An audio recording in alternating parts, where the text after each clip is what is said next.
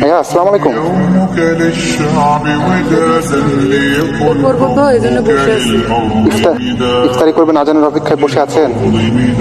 কি দিয়ে ইফতারি করবেন ভাই? কি এগুলা? যে ভাত আর হচ্ছে মুড়ি।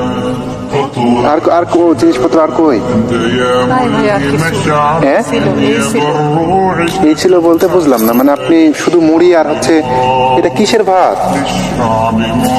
এ আল্লাহ, এটা কিসের ভাত ভাই? এটা ওই যে জাউর ভাত।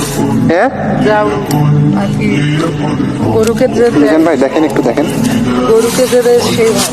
দেখেন যাও বলে এটা যাও না, এটা যে খুদ থাকে না নষ্ট, যেটা গরুকে দেয়, যে গরুটা যে গরুকে যেটা খাওয়ায় না, ওইটা মনে হচ্ছে। তবে এই শুকনা মুড়ি আর এখানে কি এই যে গরু ভাত আপনি কই পাইছেন? কি বলবো, মালিকে যেটুকু খাইতে দিছিল রাত্রে খেয়েছি, খেয়ে রোজা আছে আর একটু ইফতারের জন্য রেখে দিছি।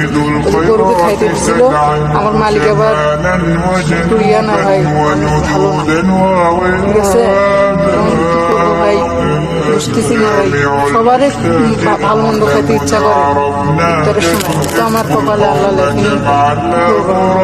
আরে ভাইয়া দুঃখ করবেন না, আপনি কান্না কি করবো ভাই?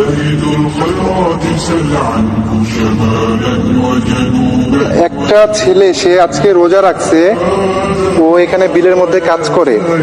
মানে মানুষ কতটা কুলাঙ্গার হইলে, ওর মালিক কতটা কুলাঙ্গার হইলে একবার চিন্তা করেন, যে একটা বোতল পানি, এক জগ পানিও আপনাকে দিয়ে যায় না। আল্লাহ,